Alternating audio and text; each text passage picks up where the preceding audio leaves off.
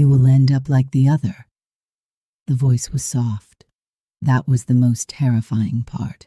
Not a scream, not a rage, just silk wrapped around a blade. "You will leave this house without children, just like the last one." Zara did not move. She stood in the center of the kitchen of a $20 million penthouse mansion in Beverly Hills, California. Her hands still, her back straight, her jaw tight. Outside the floor-to-ceiling windows, the Los Angeles skyline glittered like a promise. Inside, the air had turned to ice. "How dare you say that to me?" Zara said quietly. Madame Choi, Minjun's mother, turned slowly from the marble counter. She was 71 years old, small, immaculately dressed in a cream silk blouse, her silver hair pinned back with a jade clip, worth more than most people's cars. She looked at Zara the way a queen looks at a stain on the throne. "Since the day you walked into this house," Madame Choi said, "there has been no peace." "Peace does not disappear on its own," Zara replied, her voice steady, though her hands trembled beneath the counter. "Someone removes it." Madame Choi's eyes narrowed. "You are not worthy of being my son's wife." "Then why did you accept me at the wedding?" Silence crashed between them like a gavel. "You are disrespectful." "I respect those who respect me." The old woman stepped closer. Her perfume was expensive, jasmine and cedarwood, but in that moment it smelled like threat. She tilted her head and looked at Zara's stomach with an expression that was not curiosity. It was verdict. "Do you think," she whispered, "that my son, the most powerful man in this state, will spend the rest of his life with a barren woman?" Zara's breath caught. The word landed like a bullet. Slow entry, deep wound. Barren. "Mom, please," came a voice from the doorway. But Madame Choi had already turned away, and as she walked out of the kitchen, she said it one more time, not loudly, almost to herself. "Graveyard womb. How can a mother destroy her own son's marriage from the inside? How far can power and jealousy reach inside the walls of a family? And what happens, what truly happens, when the truth finally claws its way into the light? This is not just a story about a wicked mother-in-law. This is a story about a man who had the world in his hands and nearly crushed the one thing that was real. This is the story of Zara, a woman of extraordinary grace in an extraordinarily dangerous world, and what it cost her to survive it. Have you ever been a victim of someone who smiled in front of your husband and turned into a different creature the moment he walked out the door? Leave a comment below and tell us which country you're watching from, because in some of the most luxurious homes in the world, the walls shine, but the hearts inside bleed in silence. Beverly Hills, California, the wealthiest zip code in America, a city where money doesn't just talk. It decides who lives and who disappears. And in this city, there was no name more whispered with fear and respect than Choi Min-jun. He was 38 years old, son of the late Choi Bong-soo, on the man who had quietly built the most feared Korean crime syndicate on the West Coast over 4 decades. Min-jun had inherited not just the empire, the real estate, the import networks, the private security firms that were not entirely about security, but also the discipline, the silence, and the absolute loyalty that came with it. He was not a loud man. He did not flash his wealth. He wore dark suits, kept his hair clean, and spoke in measured sentences that people leaned in to hear. In meetings, men who had committed terrible things went quiet when Minjun entered the room. Not because he threatened them, because he didn't have to. He owned 3 buildings on Wilshire Boulevard, a vineyard in Napa, and a private residence in Beverly Hills that had once been featured in an architecture magazine. 6 bedrooms, a rooftop garden, a wine cellar, and a view of the city that made you feel like God. When Minjun married Zara, the entire syndicate held its breath. She was not Korean. She was not from their world. She was a 29-year-old black woman from Atlanta, Georgia, a graduate of Spelman College, a former interior architect who had met Minjun at a charity gala in downtown Los Angeles, and somehow, over the next 18 months, become the only person on earth who could make him laugh without trying. Everyone said she was lucky. Zara knew better. Luck had nothing to do with it.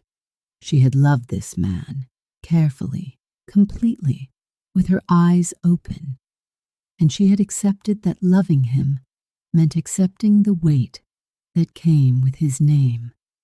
What she had not fully calculated was the weight that lived inside his house.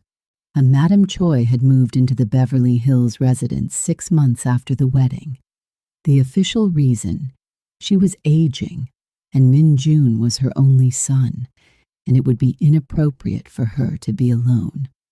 The real reason, which Zara understood within the first week, was simpler and older than time.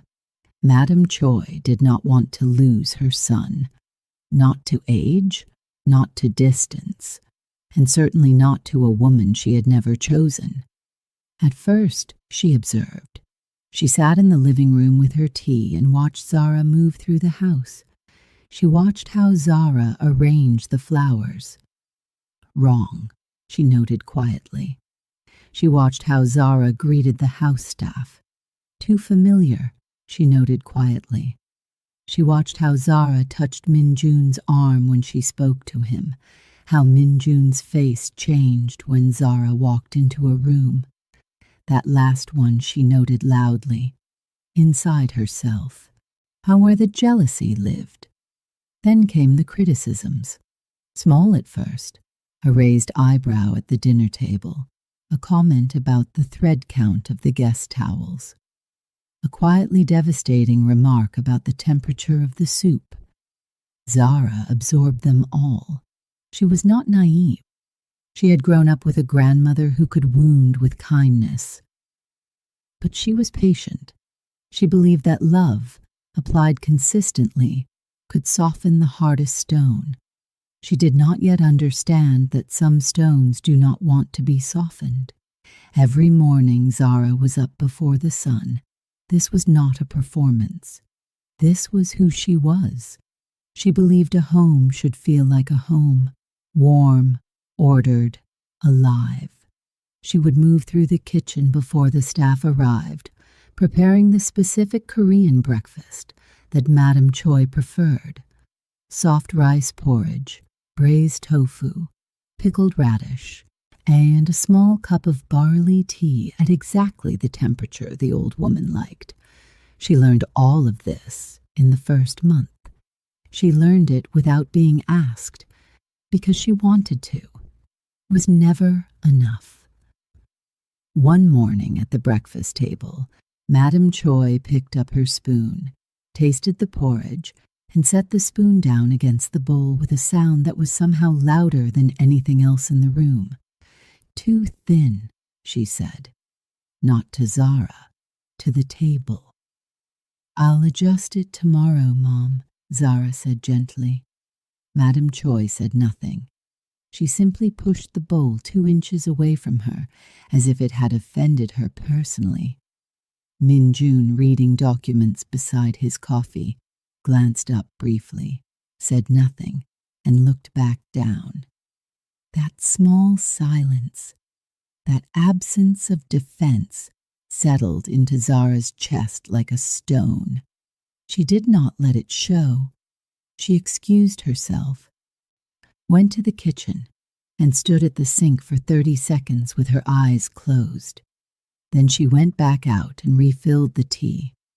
Months passed, then a year, then 2, and still no child.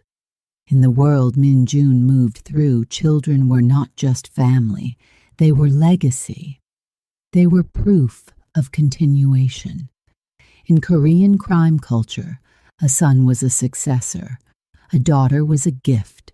An heir meant that everything built in blood and silence had somewhere to go. Zara knew this. She felt it in the way Min Jun's associates looked at her stomach at formal dinners. She felt it in the way the house staff exchanged glances when she walked past. She felt it in the way Madame Choi's silence on the subject grew heavier with each passing month, acquiring a shape, a weight, a presence. The whispers came eventually. They always do in worlds like this. And the American wife cannot give him an heir.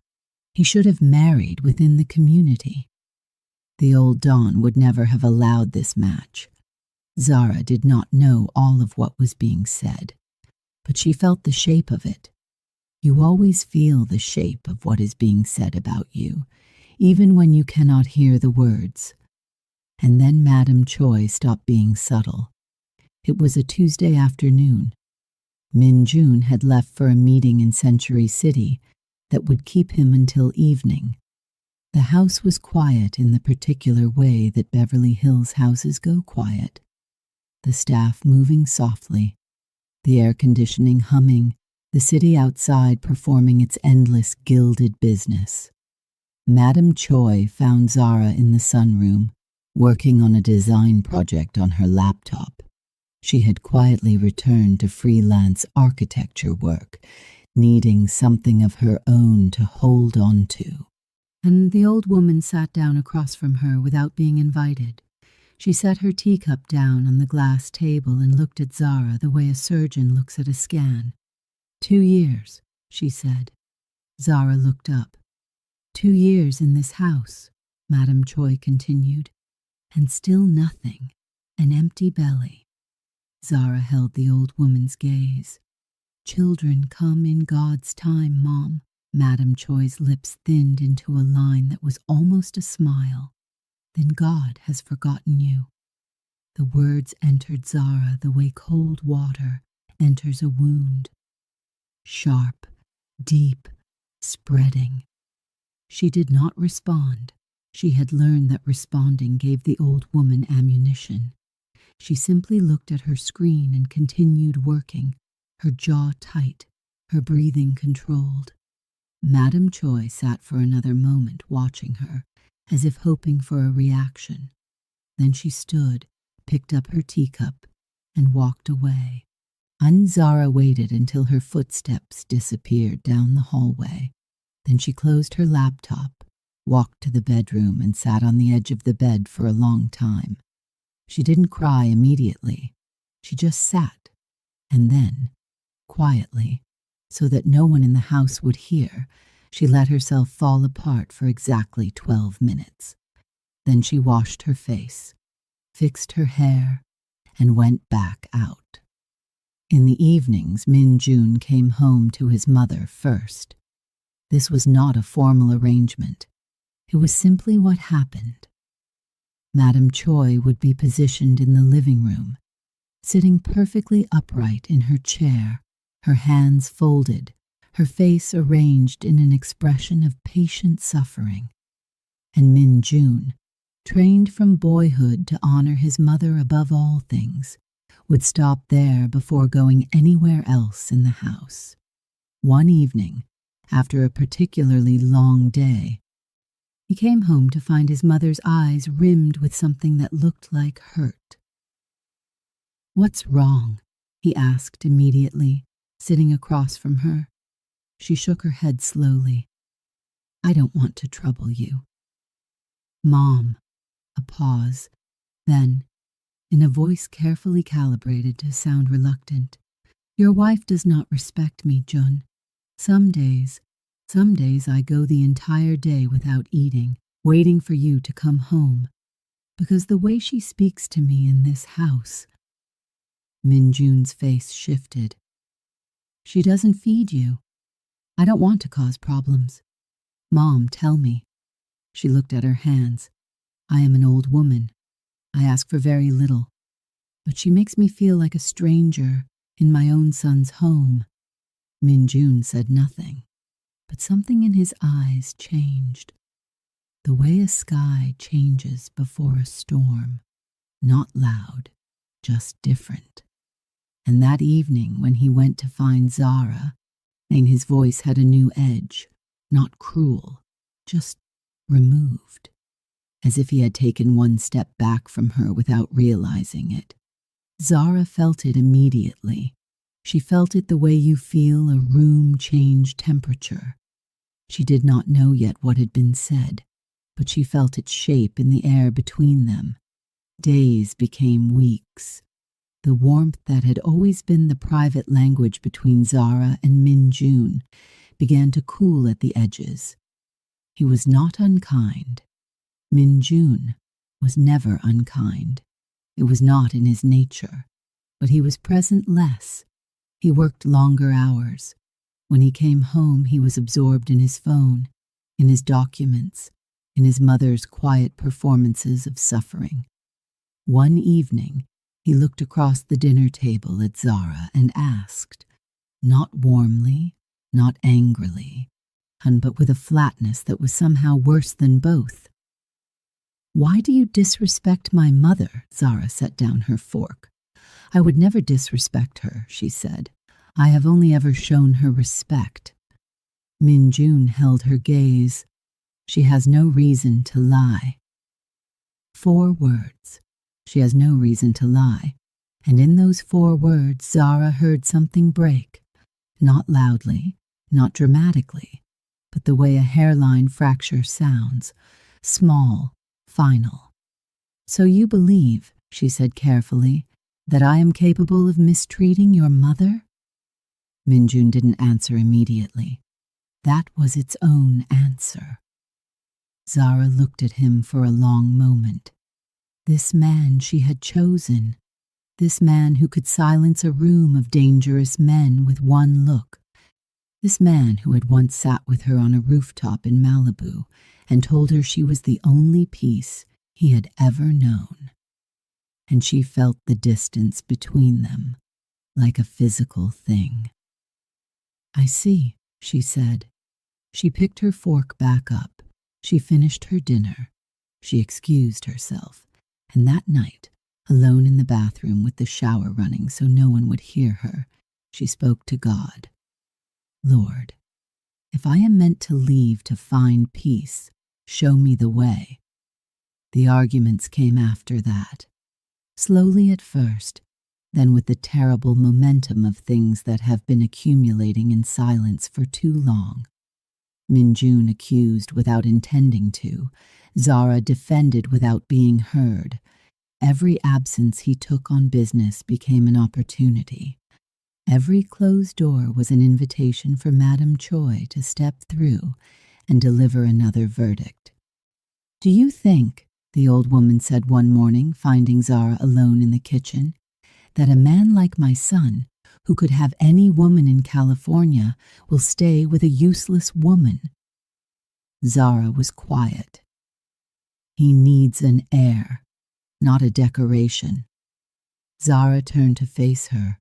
Her voice, when it came, was very quiet. I pray for you.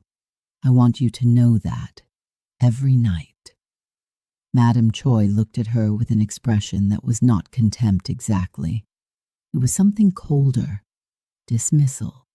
She walked out. Zara stood in the kitchen of a $20 million house in the middle of Beverly Hills, California, and felt more alone than she had ever felt in her life. She set down the knife she was holding. She folded both arms over her chest. She looked out the window at the garden, the roses that she had planted herself, the small fountain she had chosen, the bench where she and Minjun had sat on Sunday mornings with coffee before everything went sideways. She whispered to herself, "A woman can endure poverty. A woman can endure fatigue. But a woman cannot survive without respect." The breaking point came on a Sunday. Minjun was in the living room watching the business news. Madame Choi was moving through the house with the particular energy of someone building toward something. Zara was in the kitchen preparing lunch, working in the careful, methodical way she had adopted in this house, the way you work when you know you are always being watched. It happened quickly. A pot of sauce, rich, dark, simmered for 40 minutes, sat on the stove. Madame Choi came into the kitchen. She looked at the pot. She looked at Zara. And then she deliberately, precisely, knocked the pot off the stove. The sauce hit the floor in a wide, dark arc. Before Zara could speak, Madame Choi had already turned toward the living room and was calling out, her voice pitched high with panic. "June, June, come quickly!" Minjun appeared in the kitchen doorway in seconds. He saw the sauce. He saw his mother pressed against the counter, one hand to her chest.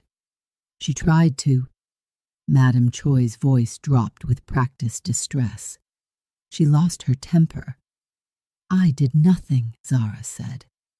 Minjun looked at the floor, looked at his mother, looked at Zara, and the pause, that pause, was too long. "Zara," he said, in a voice that had made dangerous men step back. "Enough, that's enough." Something inside Zara went very still. 2 years, she said. Her voice was calm, completely, frighteningly calm. 2 years, Minjun. And not once have you stood in front of me. Not one time. He said nothing.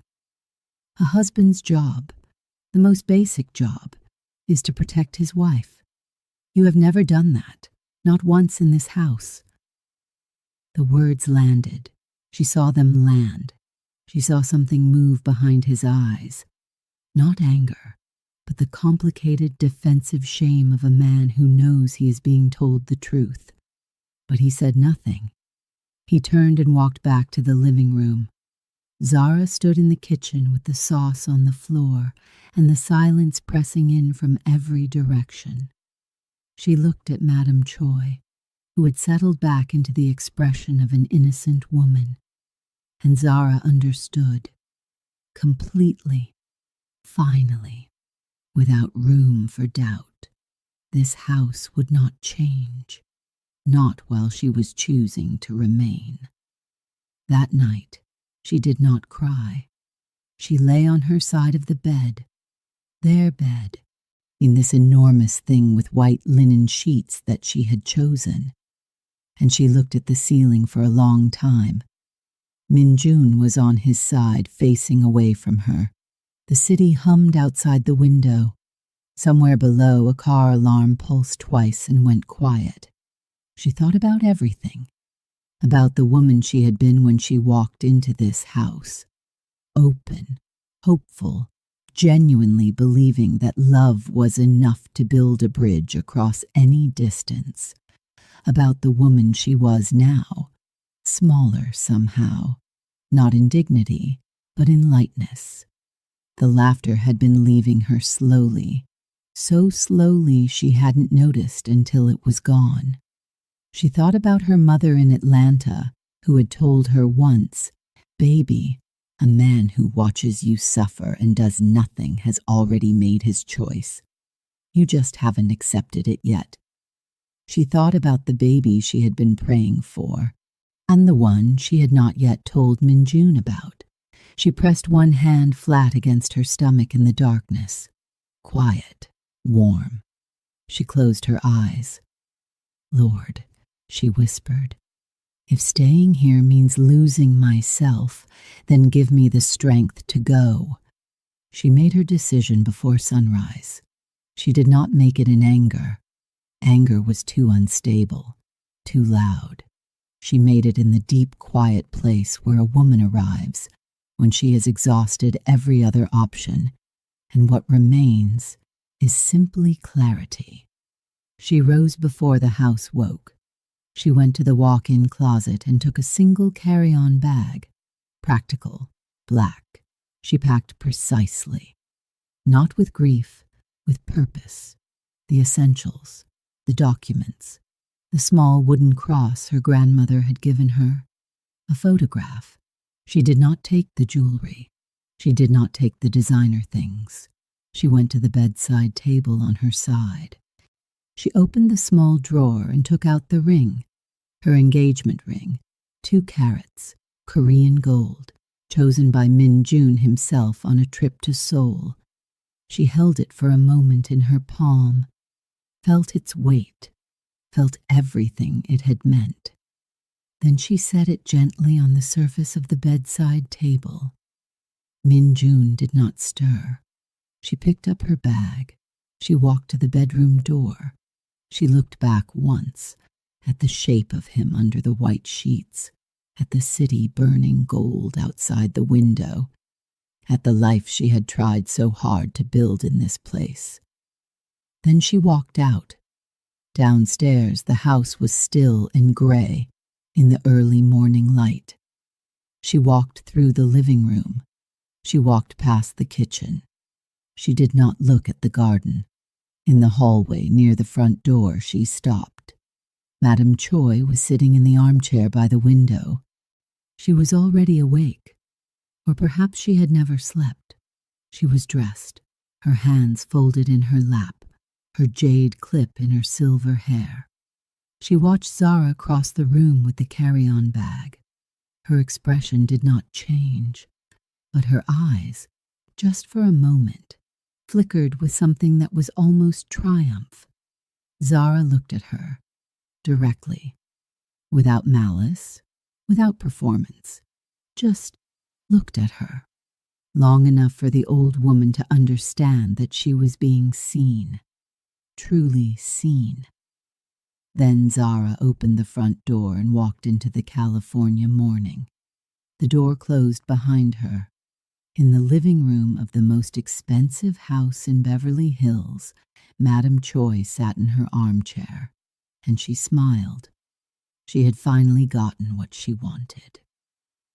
The morning after Zara left, Min Jun woke up and reached across the bed without opening his eyes. On his hand found cold linen. He opened his eyes. The room was exactly as it always was. The pale morning light pressing through the curtains, the city already beginning its expensive hum below, the white sheets undisturbed on her side in the way that told him she had not simply risen early. She had not been there at all. He sat up slowly, looked at her pillow, looked at the bedside table. The ring sat in the center of it, like a period at the end of a sentence. Min Jun looked at it for a long time without moving. In 38 years of life, in a life that had included boardrooms where men signed papers that ended other men's careers, in back rooms where decisions were made that the law would never hear about, he had trained himself never to panic. Panic was for people who had not prepared. But sitting in his bed looking at Zara's ring, he felt something that was adjacent to panic and worse, because panic passes. What he felt had no clear exit. He picked up the ring, held it. Then he set it back down, stood, and went to find his mother. Madame Choi was in the kitchen. The staff had not yet arrived, and she had made her own tea, the barley tea that Zara had learned to prepare at exactly the right temperature. She was sitting at the breakfast table, her posture perfect, her expression composed in the way of a woman who has decided in advance how she will appear. She left, Min Jun said from the doorway. His mother looked up. I know. He said nothing for a moment. Did you speak to her last night? I was in my room. He studied her. In his business, in the world he had inherited. Reading people was survival. He could hear a lie in the rhythm of a sentence and see deception in the millisecond before a man's eyes steadied. He had built an empire on that skill. But this was his mother, and when it came to his mother, that skill had always gone quiet. Because you do not want to use that skill on the person who raised you. Because some truths, when you find them inside your own family, cost more than you have.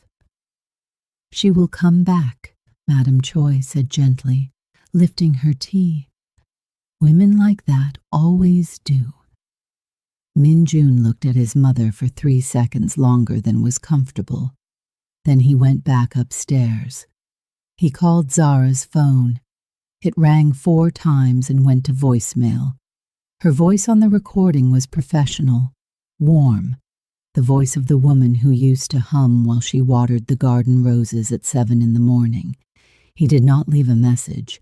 He called again at noon, again at 5, and again late at night, sitting in his study surrounded by documents he had not read. No answer. He told himself she needed space. He told himself she would call. He told himself, and this one he almost believed, that he had not done anything wrong. He had simply been caught between 2 women who could not find peace with each other, and that was not his fault, and it was not something he had created. He was very good at telling himself things. He was less good at believing them in the dark. The house changed without her. This was the thing Min Jun had not anticipated. He had imagined her absence would be a subtraction, quieter, simpler, the sharp edges of domestic tension finally smoothed away. He had not imagined it would be an alteration of the entire atmosphere. There was no coffee ready at 7, and not because the staff couldn't make it. They could. They did. But it tasted different. He didn't understand why until he realized he had never noticed Zara adding one specific thing until she was no longer there to add it. The flowers in the living room were not replaced when they wilted. The staff waited for instruction they had always received automatically, and without Zara, no one knew to give it. The Sunday mornings, those long, unhurried Sunday mornings with coffee and the business section, and Zara reading architecture journals with her legs folded under her on the opposite end of the couch, became simply mornings. His mother moved through the house with a new lightness that she did not bother to hide from the staff, though she arranged her face carefully whenever Min Jun was nearby. She rearranged things, small things, and objects Zara had placed. The small wooden sculpture from a gallery in Culver City, the throw pillows in the sunroom. She did it gradually, over weeks, as if erasing a signature. Min Jun noticed. He said nothing, because saying something would require him to know what to say, and knowing what to say would require him to have understood something he was still refusing to understand. 3 months passed. In that time, Min Jun functioned. The business did not suffer. It had too many moving parts, too many people dependent on its precision, to be affected by the private turbulence of its leader. He attended meetings, he made decisions, he signed documents, he was present, competent, unreadable. At home, he was a man doing a convincing impression of a man at peace. The social pressure arrived on schedule, weird as it always does in worlds built on reputation. His inner circle, 3 men who had known him since his father's era, who had watched him grow into the role with something that was both respect and careful self-interest, began to mention things, carefully, in the margins of conversations, the way men in their world mentioned important things. A man in your position, Jun, stability is perception. The Busan faction watches everything.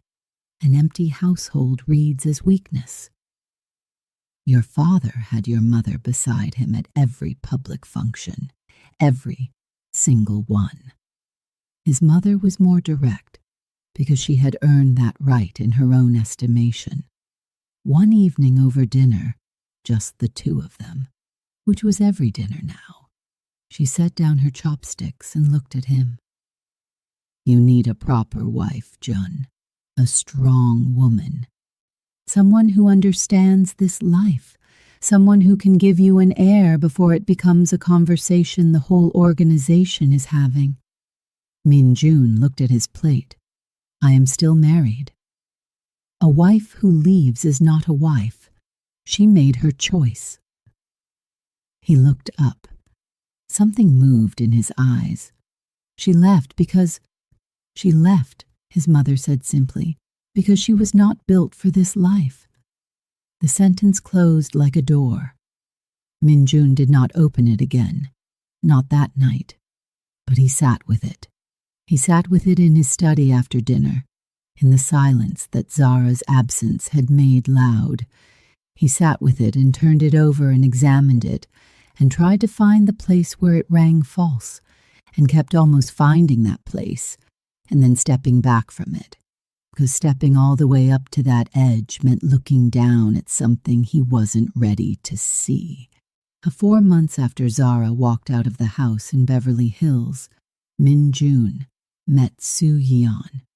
She was 34, the daughter of a Koreatown restaurateur who had become wealthy the old way, quietly, over decades, through relationships and patience. She was beautiful in the severe way of women who have grown up knowing they are beautiful and have decided to do something useful with it. She was educated, confident, Korean, and she knew exactly what Min Jun's name meant and exactly what it would mean to be attached to it. Their first meeting was arranged, as all important things in that world are arranged, by mutual intermediaries. Their second meeting was dinner at a private room in a restaurant on Melrose that didn't have a sign outside. By the third meeting, his mother had already begun referring to Soo Yeon as a woman of substance. And the wedding happened 6 weeks later. Small by the standards of his world, which still meant 50 guests in a private venue in the Hollywood Hills. Min Jun stood at the front of the room in a dark suit and watched Soo Yeon walk toward him and thought, with the part of his brain that was always running calculations, that this was the correct decision.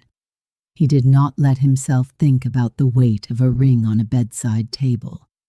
From the very first morning, the house shifted again, not in the direction his mother had intended. Soo Yeon came from a world adjacent to Min Jun's. She understood hierarchy. She understood power. She understood performance. What she did not understand, and had no interest in understanding, was submission. She had not been raised to shrink. She had been raised to position. The first morning after the wedding, Madame Choi knocked on the master bedroom door at 7:30. Soo Yeon, we rise early in this house. A pause. Then the door opened, and Soo Yeon stood there in a silk robe, her hair perfect, her expression pleasant in the specific way of a woman communicating something beneath the pleasantness. Good morning, Eomeonim.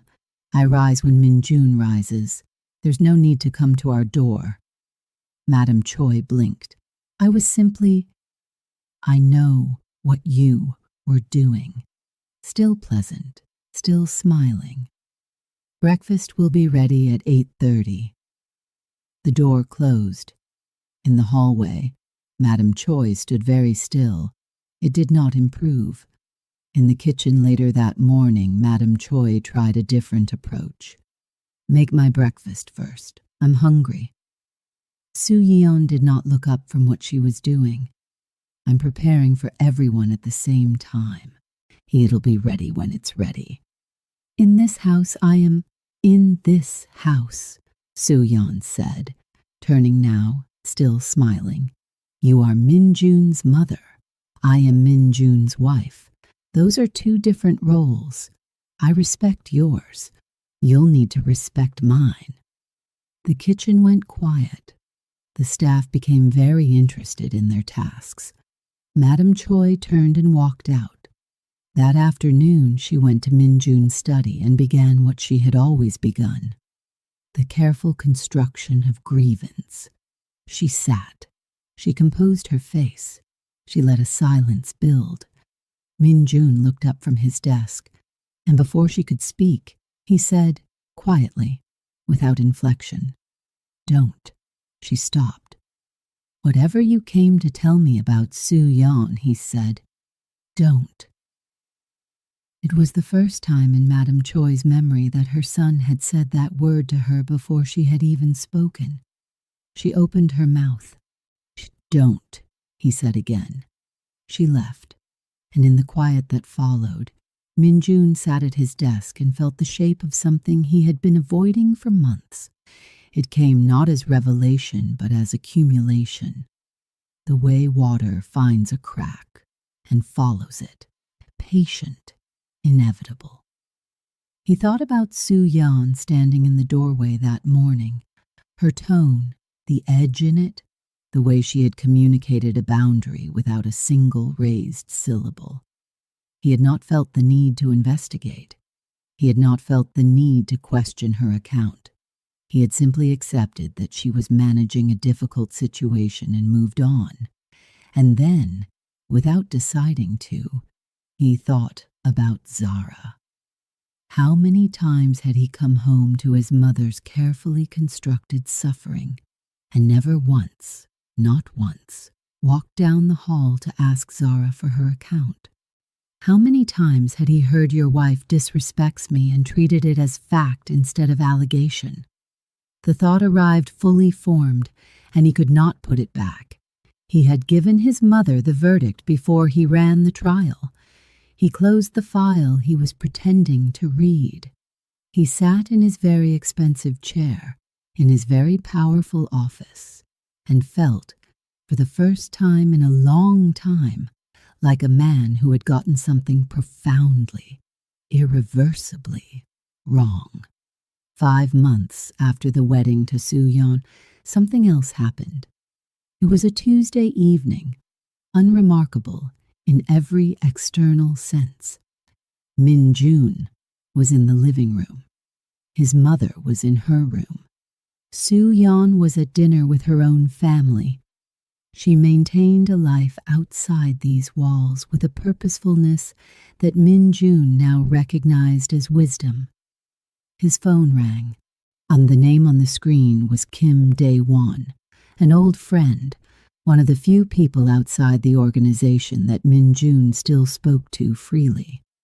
They had grown up in the same Koreatown neighborhood, attended the same school, diverged entirely in direction, and maintained the connection the way men do when they share a version of each other that no longer exists anywhere else. Min-jun answered, "Dae-won." "Jun." A pause on the line, the kind of pause that precedes the kind of news that rearranges the air. "Are you aware?" Something cold moved through Min-jun's chest. Aware of what? Another pause. Min-jun had made men nervous his entire adult life. He had never been on this side of a pause. "Zara gave birth last night," Dae-won said. "A little girl." The world stopped, not dramatically, not the way it stops in films, time with sound dropping and the frame going slow. It stopped the way it stops in real life. Everything continuing exactly as before, the air conditioning still humming, the city still glowing outside the window, and inside a man, everything going completely, utterly still. "What?" His voice came out wrong, too quiet.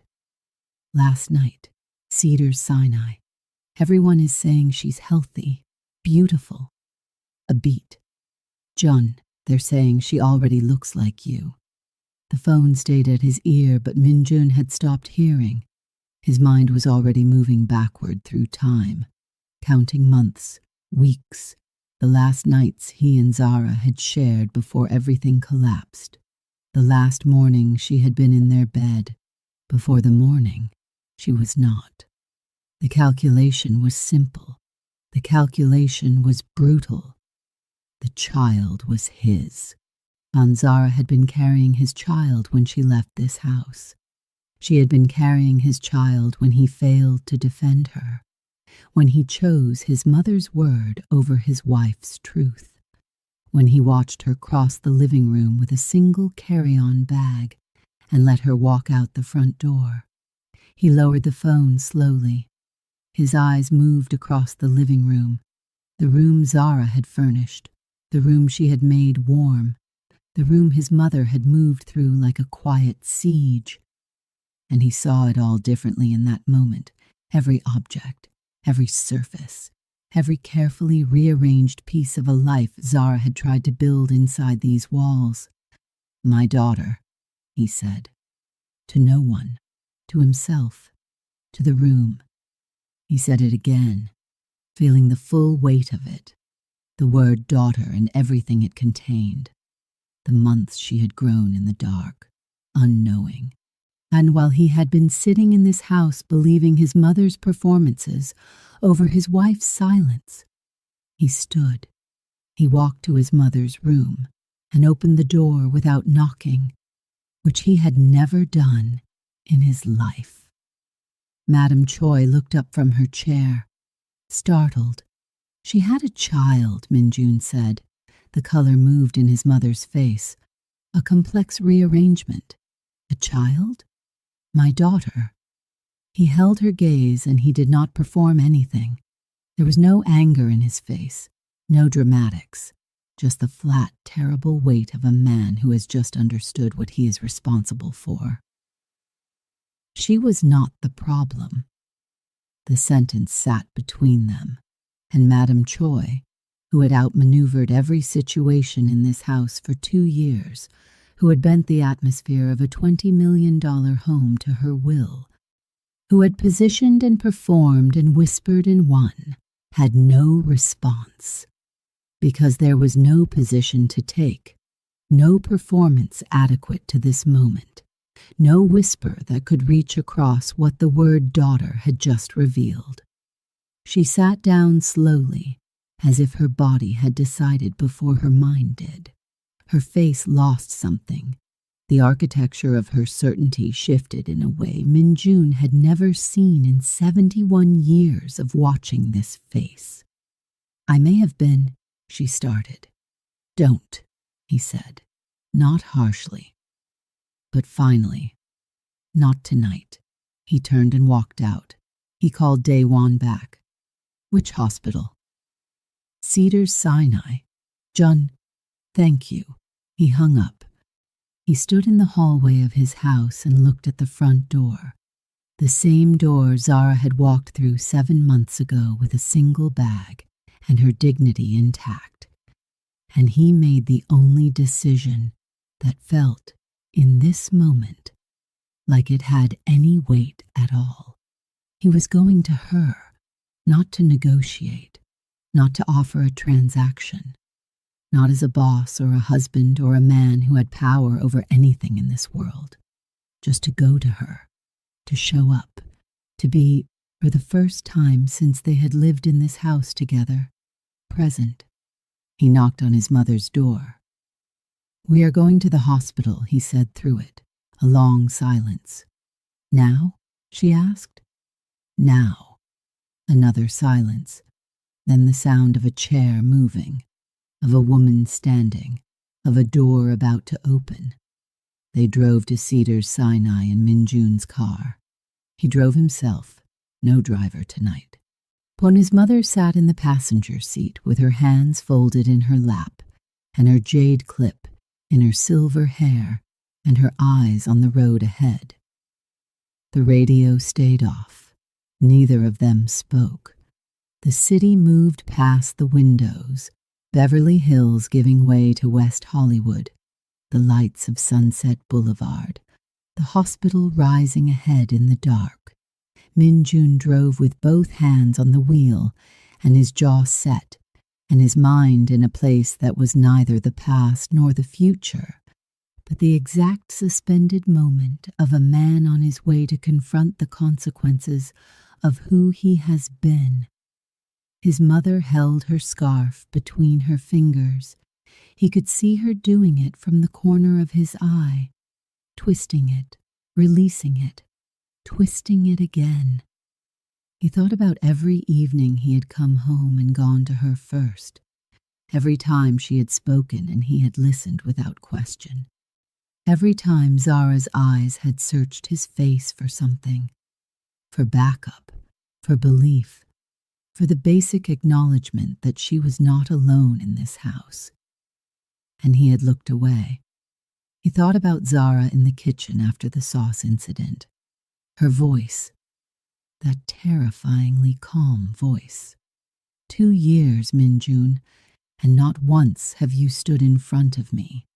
Not one time. He had walked away from that sentence, walked back to the living room and sat in front of the television as if she had said nothing, as if she had not just spoken the most important truth that had ever been offered to him in that house. He had wasted it. He had simply wasted it. The hospital entrance appeared ahead. Min-jun pulled into the parking structure, cut the engine, sat for a moment in the silence of a stopped car. His mother did not move either. Finally, and without looking at her, he said, "Whatever you are going to say to her tonight, make sure you mean it, because I will be listening." He heard her exhale, a long, slow exhale, the kind that carries something out of the body that has been held there too long. "I know," she said. He opened the door. They walked toward the entrance of Cedars-Sinai together, the Korean mafia boss and his mother, moving through the fluorescent light of the hospital lobby at 11 o'clock at night.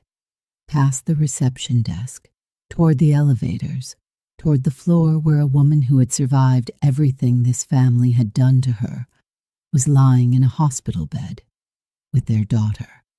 The elevator doors opened. They stepped in. The doors closed. The elevator doors opened on the 4th floor of Cedars-Sinai, and Min-jun stepped out first. And the corridor was long and fluorescent and smelled of antiseptic and fresh linen. A nurse's station hummed at the far end. Somewhere behind a closed door, a newborn was crying, thin, fierce, alive. Min-jun stopped walking. He stood in the middle of the corridor and listened to that cry and felt something move through him that he had no name for, something ancient, something that bypassed every wall he had ever built. His mother stopped beside him. She had heard it too. He could tell by the way her hand tightened around her scarf. He started walking again. Room 412. He found the number and stopped outside the door. Through the small rectangular window, he could see the edge of a hospital bed, a lamp throwing warm light, the city a dark glitter through the window beyond. He did not move immediately, and in 38 years, in all the rooms he had entered that required courage of one kind or another, boardrooms, back rooms, rooms where powerful men waited for him to make decisions that would not be reversed, he had never once stood outside a door and felt his hands uncertain. He felt them uncertain now. His mother stood one step behind him. He could hear her breathing. "When we go in," he said quietly, without turning around, "you will say what you mean, not what you have rehearsed, what you mean." A pause. "Yes," she said. He pushed the door open. The room was warm, softer than hospital rooms usually are. Someone had dimmed the overhead light, and the lamp beside the bed was doing most of the work, throwing everything in amber. The window showed Los Angeles at night, the city laid out like a circuit board. Every light, a life being lived at full speed below. And in the bed, Zara. She was lying propped against two pillows, her natural hair loose and spread around her warm, dark brown skin catching the lamplight.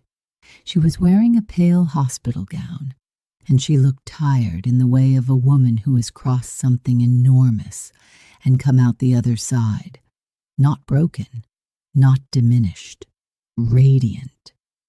The newborn was against her chest, wrapped in white hospital cloth, the small face pointed upward, and sleeping with the absolute confidence of the newly arrived. Zara looked up when the door opened. Her eyes found Min Jun first. She did not speak. She did not arrange her face into anything. She simply looked at him, directly, completely, the way she had always looked at him before the house had taught her to look at the floor. He stopped at the threshold. The distance between them was 12 feet. It felt like everything. He looked at her. He looked at the child. He looked at her again. And something in his chest, something that had been locked and load-bearing for 7 months, came apart quietly, like a structure that had been holding its breath. His mother moved first. She stepped past him. 1 step, 2. And he watched her cross the room toward the bed. Her jade clip caught the lamplight. Her hands were no longer still. They trembled slightly at her sides. She stopped at the bedside.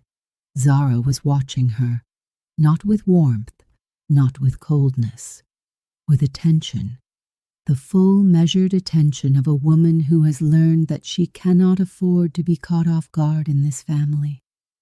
Madame Choi looked at the child first, the small sleeping face, the tiny curled hands, the eyelashes that were somehow already thick.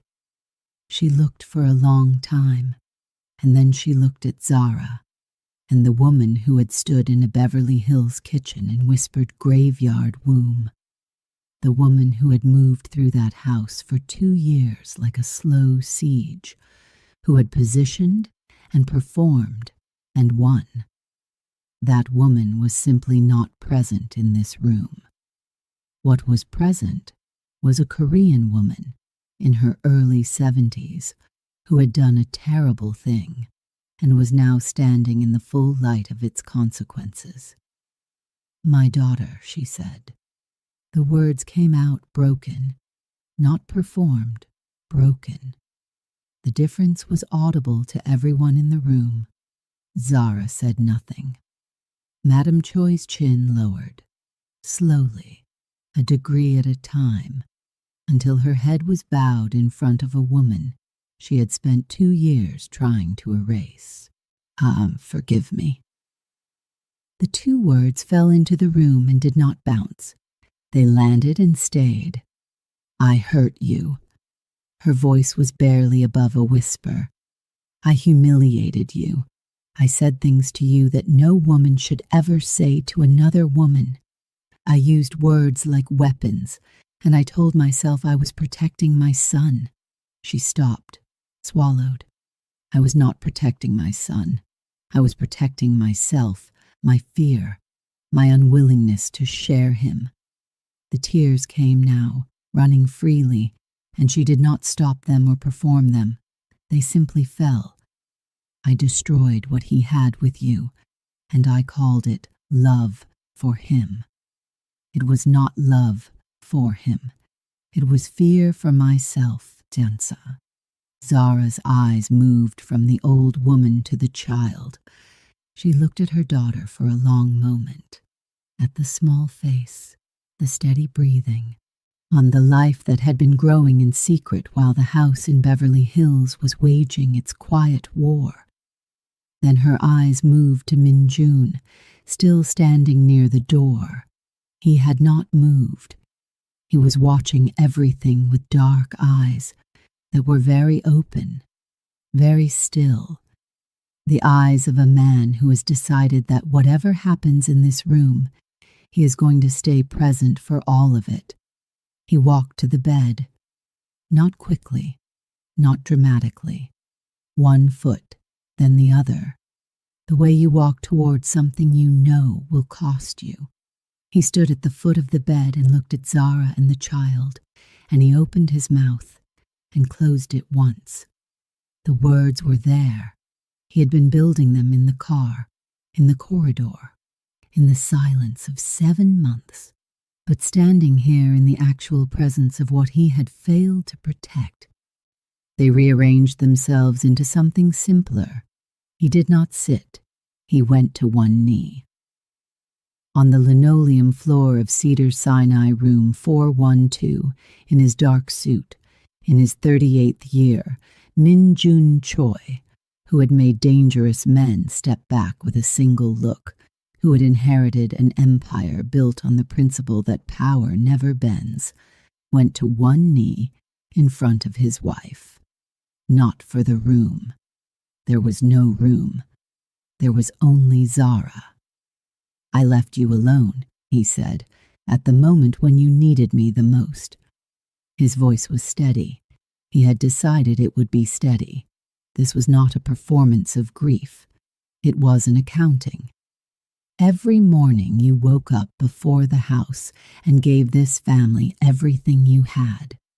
Every night I came home and walked past you to someone else's story. Every time you needed me to stand beside you, I found a reason to look away. He paused. I told myself it was complicated, that I was caught between two people I loved. But that was not true. I was not caught. I was choosing. I was choosing every single time, and I was choosing wrong, and I let you carry the weight of my wrong choices on a body that was already carrying our child.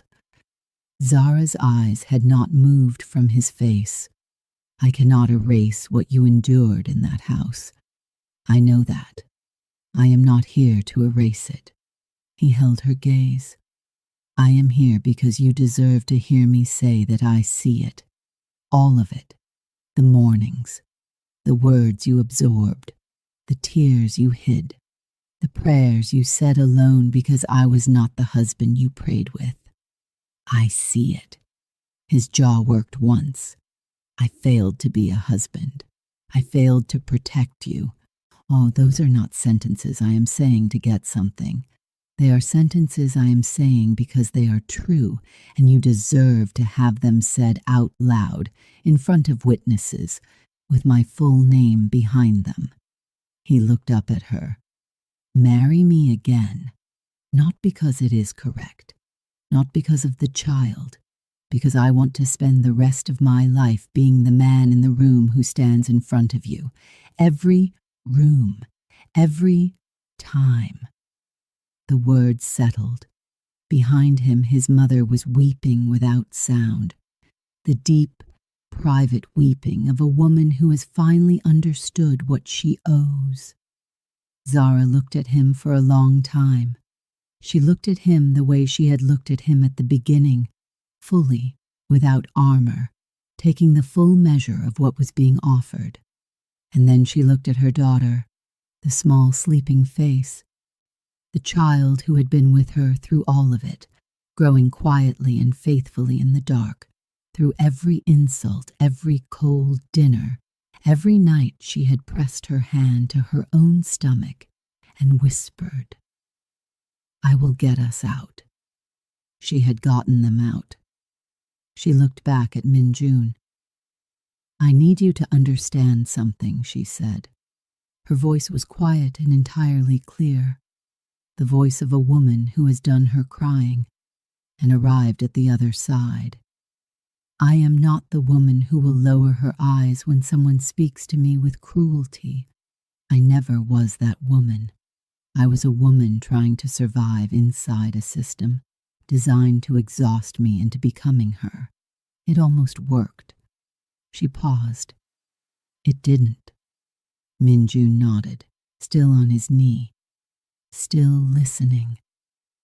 If I come back into that house, Zara said, it will not be the same house. I will not move through it as a guest, and I will not arrange my dignity around someone else's comfort. I will not smile at a woman who called my womb a graveyard and pretend that forgiveness means forgetting. She looked at Madame Choi briefly, then back to Min Jun. I will forgive, because I choose to, because I am not willing to carry what was done to me into the life I am building for my daughter. But forgiveness is not an invitation to repeat history. Clear boundaries, respected, not negotiated, respected. Yes, Min Jun said, simply, completely. I will not be alone in that house again, not once. If something happens in front of you, you will see it. You will speak. You will not choose silence because silence is easier. Silence is a choice, and every choice has a cost, and I was the one who paid for yours. Yes, he said again. Oh, and if the day comes when you choose silence again, her voice did not waver. I will leave again, and I will not come back. The room held that sentence.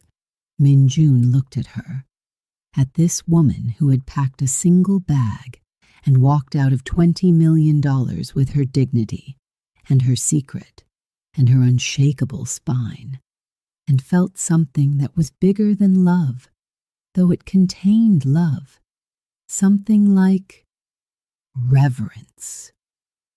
You won't have to, he said. Zara looked at him for one more long moment, and then, quietly, with full knowledge, with no naivety and no performance, she said, then yes. His mother exhaled behind him, a long, shuddering exhale that had months in it. Min Jun rose from the floor. He stood at the bedside and looked down at his daughter for the first time. Truly looked, with nothing between him and the fact of her. And the infant chose that exact moment to shift, to turn her small face slightly, to open her mouth in a soundless expression that was somehow, unmistakably, his. He reached out one hand. Zara, watching his face, placed the baby carefully into his arms. He held her, both hands completely steady, his face, the face that had made powerful men look away, entirely undone, his dark eyes full, his angular jaw soft. Hello, he said, to her, quietly. Just the two of them inside the word. The city burned gold outside the window. Somewhere in the hospital, another child was crying, new and furious and alive.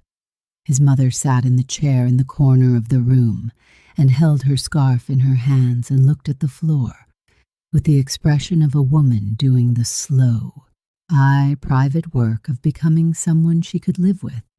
And in room 412 of Cedars-Sinai Medical Center in Los Angeles, California, in the most expensive city in the most powerful state in America, a family that had nearly destroyed itself from the inside sat in a warm, small room and breathed. 3 months later, the remarriage was small by design. Zara had been precise about it. No grand venue, no performance, no guest list assembled to impress anyone. 30 people in a private garden space in Bel Air, strung with warm Edison lights, the evening air carrying jasmine and the distant sound of the city. The kind of ceremony that meant something because it cost something. Not money, but honesty. She wore ivory, simple, structured, architectural, the way she approached everything. And her natural hair was adorned with small white flowers that she had chosen herself from a florist on Melrose, who had not known who she was, and had simply helped her pick what was beautiful. She carried no bouquet. Her hands were free. Min-jun stood at the front of the garden and watched her come toward him, and his face did something it had not done in public since the first night they met at the gala. It let her in. Completely. Without management. Without the careful distance he kept between himself and the world. He was not in front of her. He was beside her. They had agreed on this, quietly, before the ceremony, side by side, not leading, not following, together. The officiant spoke the words that ceremonies require. Min-jun and Zara spoke the ones they had written themselves. Short, specific, earned. No poetry borrowed from other people's love. Their own language, shaped by their own particular passage through fire. When he placed the ring on her finger this time, there was no audience in his awareness. There was only her hand and his, and the ring, and the specific gravity of a second promise, made by a man who understood now what the first one had actually required. She looked at him when it was done, those deep brown eyes fully open, fully present. "I see you," they said. "I know," his said back. Madame Choi sat in the front row. She was wearing a soft dove-gray blouse instead of cream. Zara had noticed the choice and understood it, the old woman's small, wordless communication that she was trying, that she was not the same, that she was aware, finally, of the difference between the woman she had been in that house and the woman she needed to become. It was not enough on its own. It would never be enough on its own. But it was the beginning of enough. And Zara, who had chosen to forgive not because it was easy, but because she refused to let hatred live in the same body as her daughter, received it as what it was, a beginning. She had set her boundaries. Min-jun had kept them every single day of the 3 months since the hospital, with a consistency that had surprised even her, or not surprised her, but confirmed something she had sensed in him from the beginning, beneath all the failure and the silence, that when he chose completely, that the man who had gotten it so devastatingly wrong was the same man who, given the truth, was capable of getting it right. She had not forgiven the wrong. She had forgiven the man. Those were different things, and she had spent 3 months understanding the difference. The infant was in the arms of Zara's mother, flown in from Atlanta for the ceremony, a woman with the same bone structure, the same deep brown eyes, the same spine. She sat 2 rows behind Madame Choi and held her granddaughter with the particular authority of a grandmother. And when the officiant said, "You may now seal your vows," and Min-jun cupped Zara's face and kissed her with the full quiet force of everything the story had cost them both, Zara's mother pressed her lips to the baby's head and closed her eyes. "Thank you," she whispered, "to God, to the city, to the universe that had not let her daughter disappear into a house that didn't deserve her." That evening, and after the guests had gone and the garden was quiet, and the Edison lights hung still in the warm Los Angeles air, Zara stood at the garden railing with her daughter in her arms. Min-jun came to stand beside her. They looked out at the city. The lights spread below them in every direction. Millions of lives, millions of stories, all of them moving at full speed through the dark without knowing what was happening in any of the others. "What are you thinking?" he asked. She was quiet for a moment. The baby stirred slightly in her arms and settled. "I'm thinking," she said, About the morning I left, I had a single bag. I had no plan. I had no destination. I just knew that staying meant losing something I could not afford to lose. He was listening. She could feel him listening, fully, the way he had learned to listen. I thought I was leaving with nothing. She looked down at her daughter. I was leaving with everything. A silence that was not empty. She would have grown up watching you disappear, Min June said quietly. Into that house, into what my mother was doing to you, into my silence. He paused. She was protected from that, because you left. Zara looked at him. You were protected too, she said. You just didn't know it yet. He looked at her for a long moment. Then he put his arm around her. Not as a gesture, not for anyone watching, just because she was beside him and she was his wife, and the city was spread below them like an offering. And she leaned into him slightly, with the ease of a woman who has decided that this is safe now, and she is allowed to take up space. The baby slept between them, warm and entire, and completely unbothered by the cost of her own arrival. This is what the story was always about.